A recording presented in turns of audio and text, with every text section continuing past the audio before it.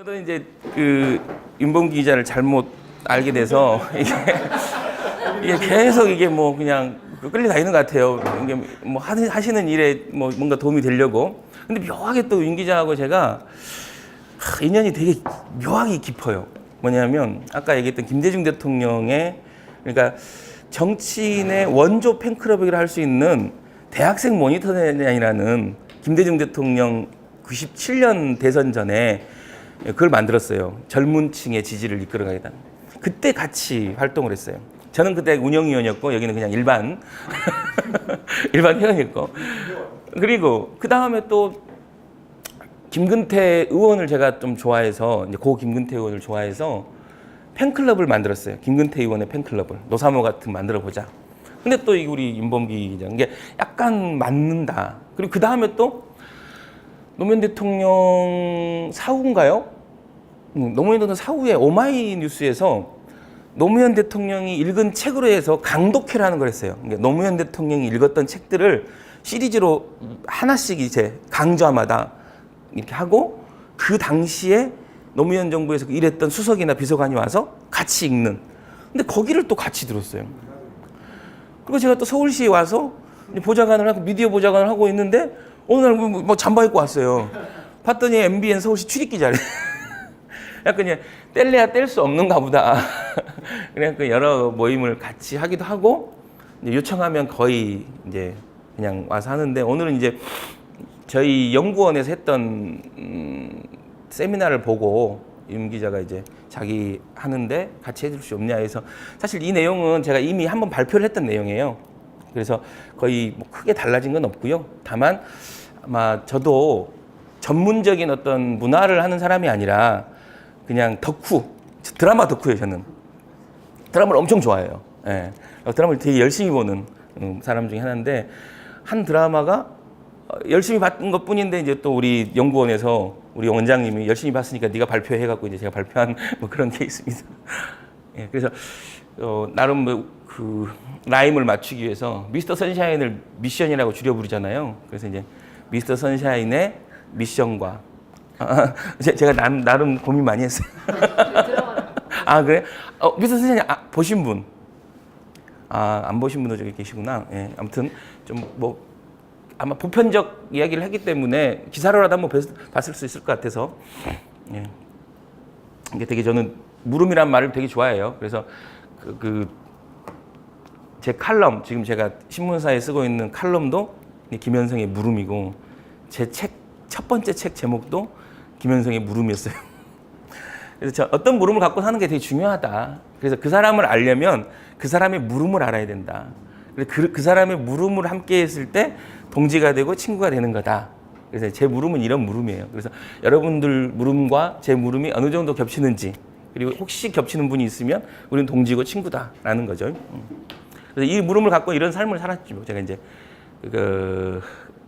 금강계에서 이제 커뮤니케이션 활동을 했고 그 다음에 제가 이제 시장님하고 연을 맺었던 이제 아름다운 재단과의 연을 맺었던 공익 영역에서의 일들 그리고 제가 이제 재창업을 해서 공익 영역과 민간 영역을 이렇게 연결짓는 일을 했고, 그 다음에 서울시, 이건 또 약간 흑역사 들어갔네요. 여기 이제 상을 주셨던 분이, 지금은 이제 독일에 가 계신 분이죠. 보이세요? 예, 제가 갑쳤습니까? 뭐 했던 분이시죠. 그래서, 제가 이제 서울시 와서 시장님이라 했던 얘기. 서울시의 홍군보 뭐 이렇게 됐죠. 이렇게 이제 했습니다. 이게 이제 오른쪽에 있는 내용이 저희 연구원에서 이제 연구 세미나를 했던 포스터고요.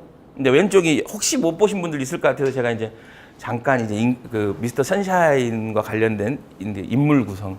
그러니까 간단하게 얘기하면 그러니까 구한말. 그러니까 조선이 멸하고 우리가 개방을 해야 될 시점에서 아주 혼란의 시대죠. 그러니까 계급 사회가 많이 무너지고 계층 사회가 무너지고 그 혼란의 시대에 신미양용, 그러니까 미국이, 뭐 중국이, 일본이, 뭐 러시아가 한국을 계속 오잖아요. 그때 이제 미국이 왔던 그 신미양용, 운양호라 그러나요? 그 신미양호 때 이게 상상일 거예요. 이게 뭐 나중에는 뭐 진짜 있었다고 유진초이가 있었다고는 하는데 저는 아주 작가의 사람 상상력인 것 같아요. 그 시대에 아주 노비로 살았던 노비의 아들이 그 부모가 죽고 그 배에 타고 가서 미국에 가서 장교로 성장해서 그 사람이 다시 온다. 뭐 이런 이제 설정에서 그 사람이 다시 와서 일종의 미국인이냐 한국인이냐의 정체성을 가지고 있는 사람이 그리고 그 안에서 가장 어떤 한국 그러니까 고의 신 그러니까 김태리라고 표현되는 고의 신은 이제 조선인 것 같아요. 그러니까 이제 이런 얘기를 다 알 필요는 없고 저는 이제 이 부분에서 이제 어떤 이제 키워드를 가지고 제가 봤느냐라는 얘기를 좀 드리고 싶습니다. 보이세요?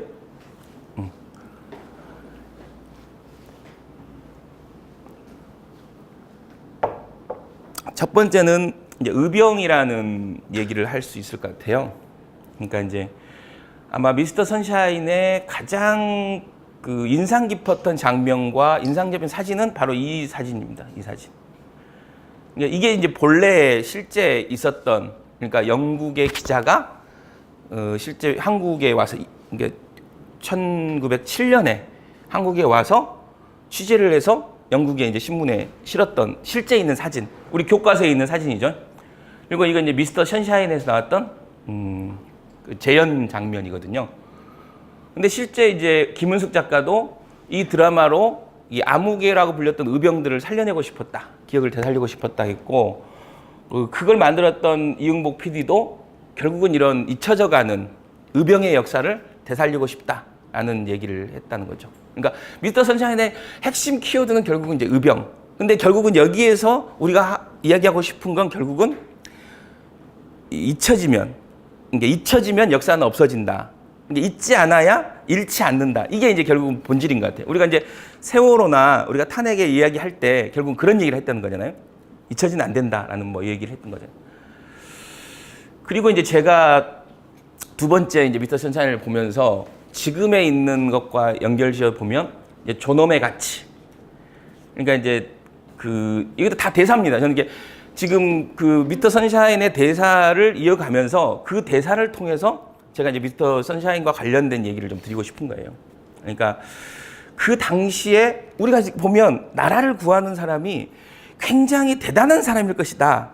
그리고 이제 우리 그 기존의 항일 역사를 보면 되게 리더를 중심으로 다룬 게 많은데 결국은 이번 미스터 선샤인은 결국은 외세에 저항했던 사람들이 보통의 노비였고 거기서 제빵사로 나오고 결국 인력거꾼으로 나오고 그런 위기를 구했던 사람들이 그냥 민초들이었다라는 뭐 이야기들의 이제 본질인 거죠. 그리고 이제 결국은 그 각자의 삶을 살아가면서 그 격변하는 시대를 이어가는 거. 그리고 이제 제일 저는 미스터 선샤인이 갖고 있는 가장 큰 미덕은 뭐였냐면 보통의 역사를 다루거나 현대사든 과거사든 역사를 다룬 드라마들은 굉장히 이제 무거운 이야기들을 개인의 이야기들을 많이 이제 감정들을 많이 배제시키는 경우가 많아요. 근데 이 안에서는 굉장히 일반 사람들의 희노애락을 그대로 드러내면서 또 역사적 문제도 도외시하지 않는 그 과정을 거치는 거죠.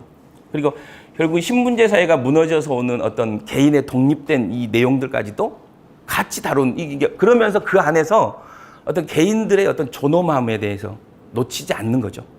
그러니까 캐릭터들이 다 살아있어요. 그러니까 어느 한 캐릭터가 죽지 않는 거죠. 특히 보통 사람들, 무지랭이들, 아무개라고 불리는 민초들 이런 사람들이 살아있는 거죠. 그 사람들이 주인공이에요. 저는 이 장면이 제일 이제 이 존엄과 관련돼서는 기억에 남는데 혹시 뭐 보신 분은 기억나실지 모르는데 의병들이 위기에 빠지죠. 의병들이 일본인들한테 들키게 되는 위기에 빠져요. 그러니까 의병이 거의 이제 말살될 수 있는 그 상황이 돼요. 그때 이제 그 나이든 이분들이 다 이제 그 일종의 노비들이죠.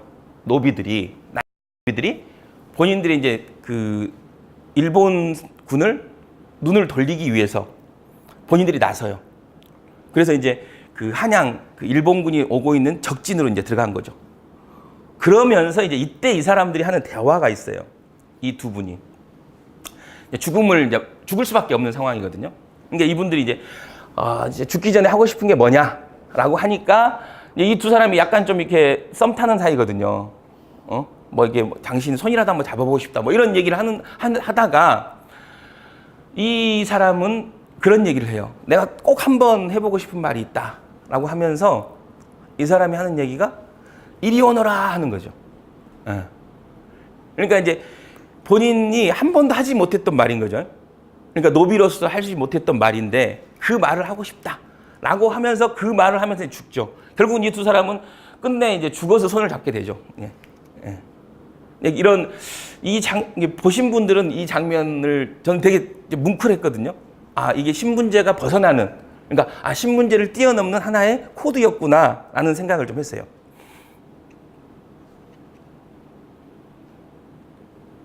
그 다음은 저는 이제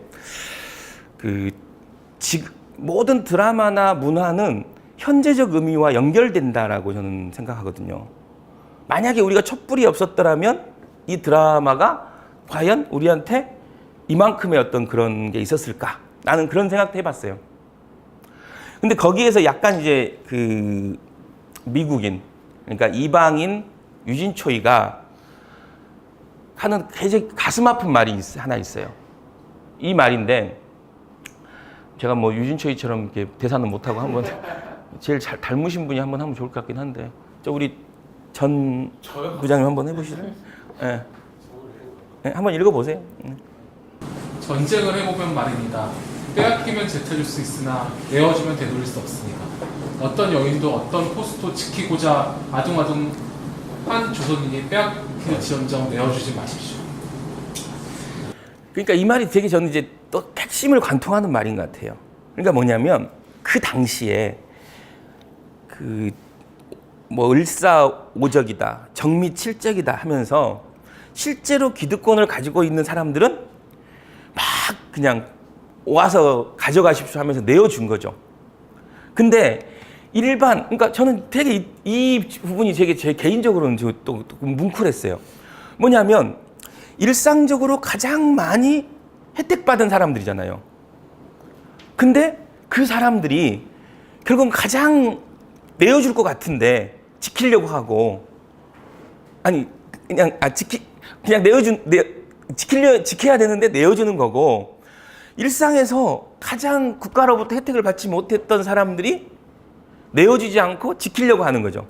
그러니까 지금 이 상황에서 보면 계속해서 싸우려고 하는, 지금 보면 촛불도 그런 거잖아요. 어떻게 보면 그냥 기존의 기득권을 가졌던 사람들은 기존에 있는 권력에 내어주려고 하는 거고, 그렇지 않고 그것을 바로잡으려고 하는 사람들은 결국 일반적인 사람들이었다.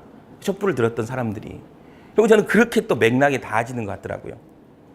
그래서 결국은 큰 권력을 가지고 있다고 그래서 결국 나라와 이런 부분에서 우리가 살아오는 과정에서 너무 쉽게 기득권을 가지고 있는 사람들이 기득권과 불의와 타협하는 이런 것들에 대한 어떤 큰 메시지가 아닌가라는 제 개인적으로 생각을 했습니다. 이것도 유진초이가, 그러니까 되게 유진초이가 일종의 제3의 관점에서, 제3의 관점에서 굉장히 뭔가 울림을 주는, 이 질문은 지금 우리한테 주는 질문이기도 해요. 제가 이제 컬럼에도 이 부분은 썼는데 우리한테 주는 질문이기도 해요. 우리 제일 젊으신 것 같아요, 또. 기아가 구하려는 조선에는 누가 사는 거예요? 백정은 살 수 있어. 노비는 살 수 있어. 약간 민주주의의 어떤, 미국에서 이제 보고 온 유진초이가 이 애신에게 하는 얘기예요. 애신에게. 무엇 때문에 조선을 구하려고 하느냐. 나는 조선에서 늘 부정적인만 봤다. 근데 무엇 때문에 당신은 조선을 구해서 다시 신분제 사회로 돌아갈 것이냐. 이런 이제 약간 얘기, 본질적인 질문이죠. 그러니까 그럴 거면 다시 내어줘라. 줘야지. 왜 그렇게 지키려고 하느냐라는 얘기를 하는 거거든요. 근데 저는 이제 이 질문은 고스란히 지금 이제 똑같이 지금 우리가 사는 나라에 비정규직은 살 수 있느냐. 예를 들면 지금 우리가 사는 나라에 정말로 함께 사는, 응? 함께 잘 사는 그런 나라냐라는 질문이 있는 것 같아요. 그럼 이 질문에 우리가 이제 옛날 그 시그널 보면 10년 전에, 20년 전에 사람이 질문을 하잖아요. 경찰이. 거기는 이제 뭐 잘 살고 있느냐, 잘 있지 않느냐. 과거의 그 경찰이 현재의 경찰에게 얘기를 하는 거잖아요. 이제 과거에 그 이병헌, 유진초이가 똑같이 우리한테 어떤 이런 질문을 했을 때 우리는 과연 어떤 답을 할 수 있느냐. 이제 이런 거 같아요, 저는. 이 질문이 고스란히 우리한테도 올 수 있는 질문이다라는 생각이 들어서 되게 대화를 해봤다라고 생각합니다. 이제 그 마지막 그 장면에서 이제 그 애신이 독립운동을 계속 하겠다. 만주로 가죠. 그러니까 한국에서는 더 이상 독립운동을 할 수 없어서 만주로 가요. 근데 이 가는 과정에서 이제 유진초이가 결정적인 역할을 하죠. 보신 분들은 아시겠지만 이제 되게 이제 애끓는 또 여기 이제 귀하는 나라를 구하시오. 나는 당신을 구하겠다. 그러면서 이제 히스토리와 뭐 일종의 그 허스토리 뭐 이런 것들이 이제 겹치면서 굉장히 애절한 장면을 만들어내는 건데 이 마지막 장면에 이제 그 김태리의 낭낭한 목소리를 이게 이제 이 얘기가 나레이션으로 이제 깔리죠. 이 배경에. 그러니까 만주에서 의병들이 다시 유진초이가 준 태극기를 가지고 뭐 이렇게 연습하는, 응? 이게 뭐 어떤 튼튼하게 연습하는 그런 게 뜨는데 이것도 한번 읽어보세요. 이 앞에서. 예, 제일 닮으신 것 같아요. 흐르신 날이었다. 우리 모두는 불꽃이었고 모두가 뜨겁게 피부렸다. 그리고 또다시 타오르려었다. 동지들이 남긴 불씨. 잘 가는 길에 국민대 좀. 저 대사가 되게 유명해요. 이게 제일 유명한 대사고, See you again 하는 게 난 See you 같은 게 막 편의점이 생각나긴 하는데 이게 좀 다른 거예요. 이게 스키마가 다르면 달라지는 거예요, 원래. 100년이라는 얘기는 뭐냐면 우리가 내년이 3.1운동이 일어난 지 100년이고 임시정부가 만들어진 지 100년. 건국 논쟁이 있는 거죠. 저는 이제 건국 논쟁의 본질은 이제 항일을 지우려고 하는 세력과 항일을 지키려는 세력 간의 대결이다라고 생각하는 거거든요. 항일의 역사를 지워야 행복한 사람들, 그 사람들이 건국을 48년 이승만 정권부터 생각하는 거고 항일의 역사가 필요하고 항일의 역사가 진보다라고 생각하는 사람들이 19년 건국설을 얘기하는 거예요. 근데 그게 이제 본질이다라고 보는 건데 결국 내년 그게 이제 분기점이 되겠죠.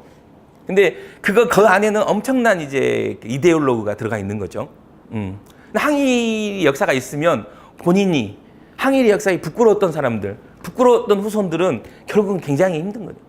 그러니까 지금 보면 100년이 지나고 다시 저는 일종의 이 정통성, 그 정통성을 가지고 있는 정치 세력이 누구냐에 따라서 지금 바로 잡아지고 있는 거다 저는 보거든요. 여러분 잘 보면 지금 여야 4당, 5당 다가 지금 과거 김대중 정부와 노무현 정부의 어떤 조금이라도 했던 사람들이 다 당대표를 하고 있어요.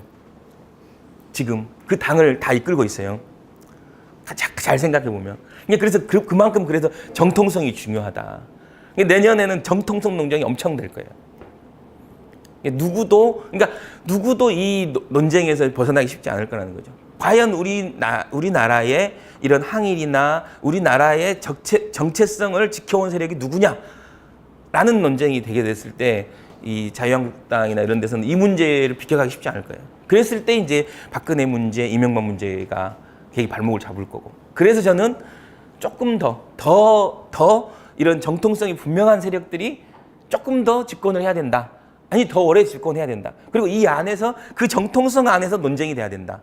라는 제 개인적으로는 그렇게 생각하는데 아무튼 그런 100주년이 되는 거고 과거에 이명박 정부나 박근혜 정부 때 특히나 항일과 관련된 드라마나 이런 컨텐츠를 만들 때 되게 고전했어요. 이게 각시탈 아시죠? 각시탈이 주연을 못 구해서 상당히 오래 걸렸어요. 그때 그 누가 주연한지 아세요? 그렇죠. 그 당시 무명했어요, 되게. 왜냐하면 누구도 항일을 다루는 드라마의 주연이 되고 싶지 않은 거예요. 일단은. 왜 이제 일본의 이제 컨텐츠 지배력이 컸기 때문에. 근데 저는 이번에 이병헌이 이제 과감하게 자기가 주연을 맡을 수 있었던 이유는 넷플릭스죠. 넷플릭스라는 게 컨텐츠를 유통하는 틀이 바꿔진 거죠. 그러니까 OTT라고 아시죠? 오버 더 탑이라 그래서 이제 셋톱박스가 필요 없는.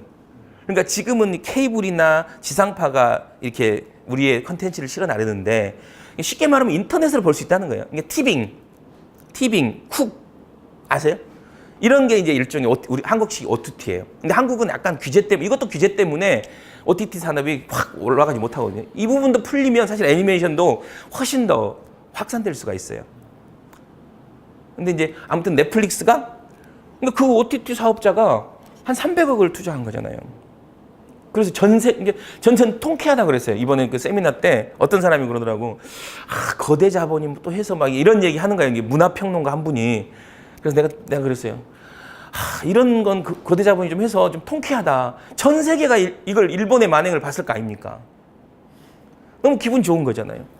일본이 어떻게 거기에 정말 아름다운 사랑 얘기도 있지만 그 안에 엄청난 일본의 만행들을 정말로 적나라하게 보여주는 게 있어요.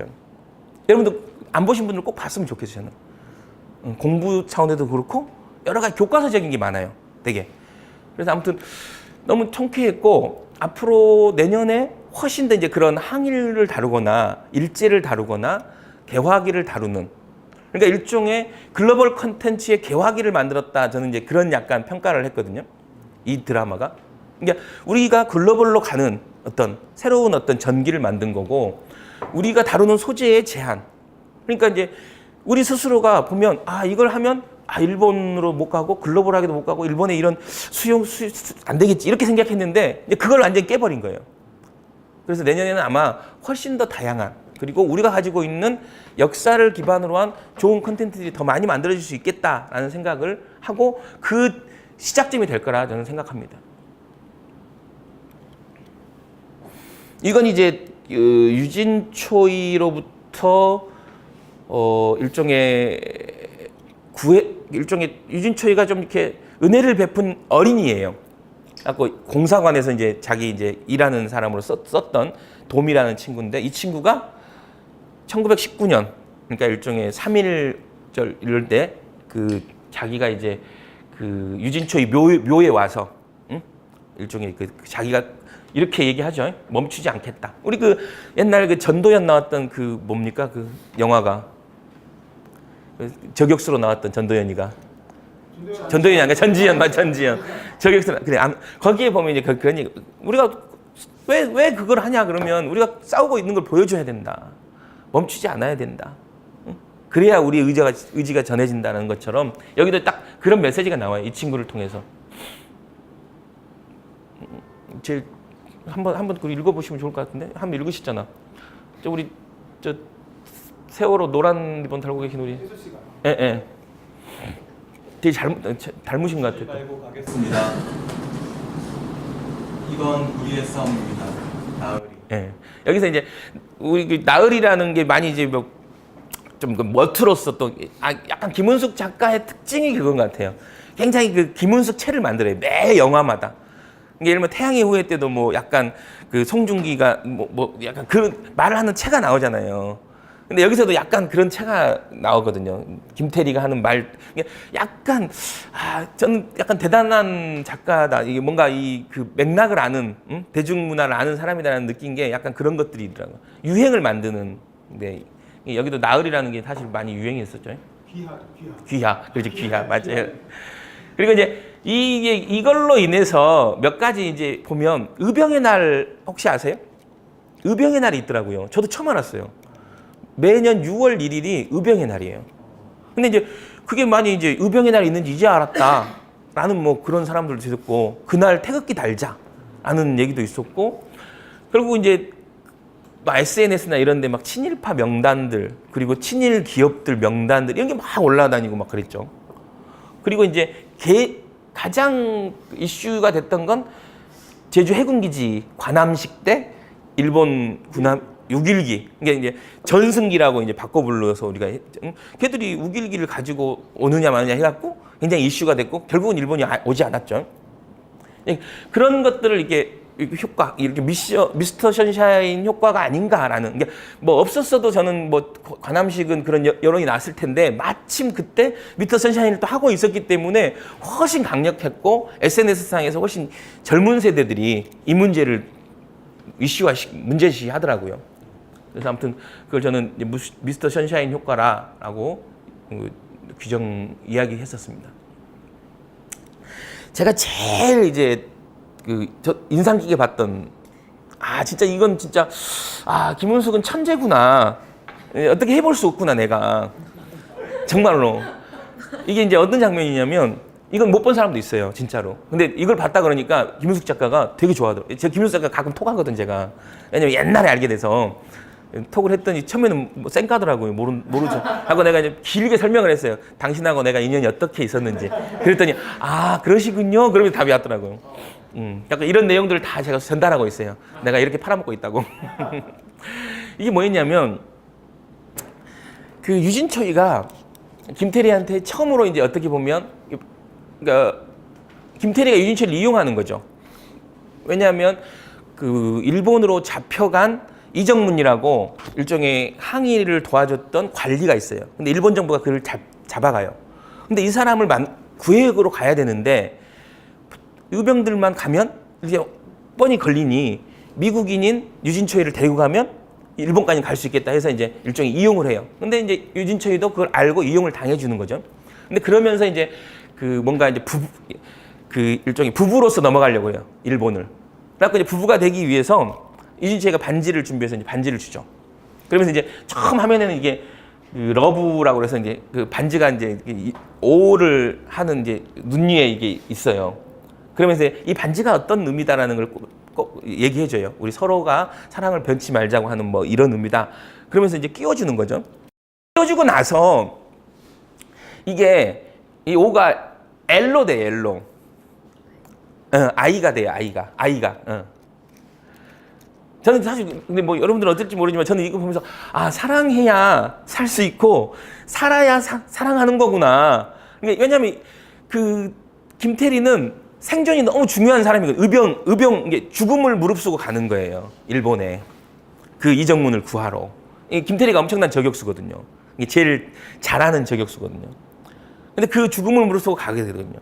근데 결국 여기서 살아라라는 메시지를 유진초이가 러브는 결국은 살아야 러브와 라이브 이걸 굉장히 메시지로 준 게 아닌가. 그래서 제가 이건 칼럼에서 했던 말이에요. 사랑해야 살 수 있고 살아야 사랑한다라는 걸 결국은 그 메시지로 준 게 아닌가 이게 결국은 아주 애국도 개인적인 사랑도 결국은 사람과 사람의 사랑에서 시작된다라는 걸 저는 좀 그런 느낌이 좀 들었어요. 그래서 아무튼 제게 인상 깊었던 개인적으로 이건 아주 개인적으로 굉장히 인상 깊었던 장면이었습니다. 그래서 이제 제가 이 미스터 선샤인을 보면서 메시지를 받았다. 그러니까 어떻게 보면 이 드라마 한 편이 우리한테 주는 메시지는 뭐냐라고 하면 결국은 잊지 않아야 된다. 그러니까 우리 세월호 지금 리본을 하고 계신 것도 결국 그런 거잖아요. 잊지 않아야 잃지 않는다라는 뭐 이런 아주 평범한 진리. 그래서 의병들이나 우리를 위해서 싸웠던 애국을 했던 아무개들을 결국 기억해야 된다. 기억해야 그분들이 잃지 않는 것이다. 국가도 뭐 의병도. 그다음에 이제 결국은 존엄을 기반으로 한 국가는 결국은 국가는 그런 아무개들이 모여 있는 곳이 아닌가. 국가는 결국은 국민. 그러니까 우리가 흔히 어떻게 보면 국가를 이끄는 것이 굉장히 큰 사람들인 것 같지만 그렇지 않다. 아주 결정적으로 이 나라의 어떤 역사를 바꾸거나 결정적으로 터닝을 하는 그 순간에는 결국은 보통의 사람들이 있었다라는 뭐 그런 게 아닌가.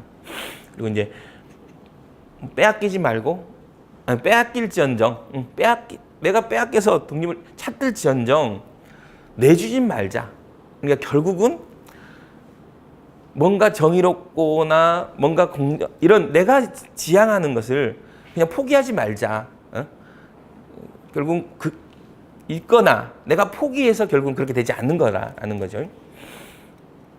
그리고 이제 이건 제가 이제 끝나면서 들었던, 그러니까 뭐가 되는 것보다는 이제 결국은 어떻게 살아야 되느냐, 이게 이제 김대중 대통령의 이제 유명한 얘기거든요.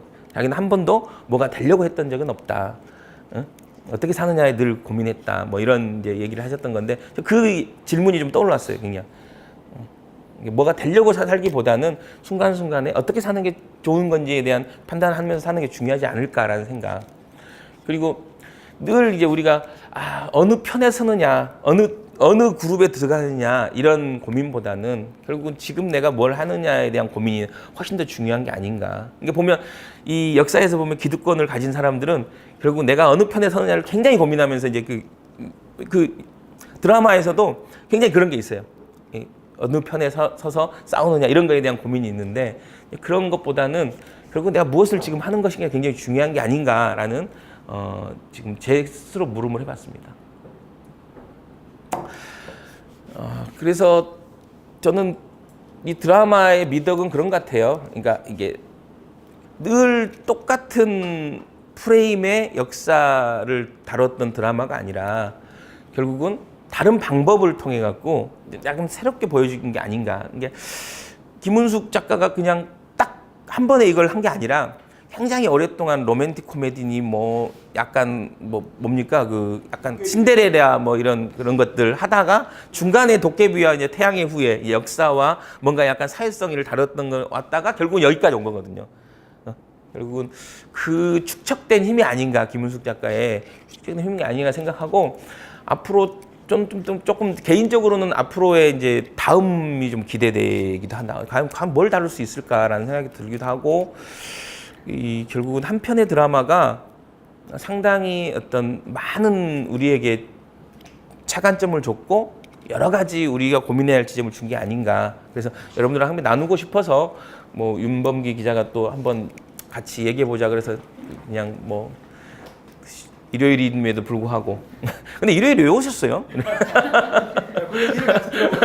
예, 알겠습니다. 고맙습니다.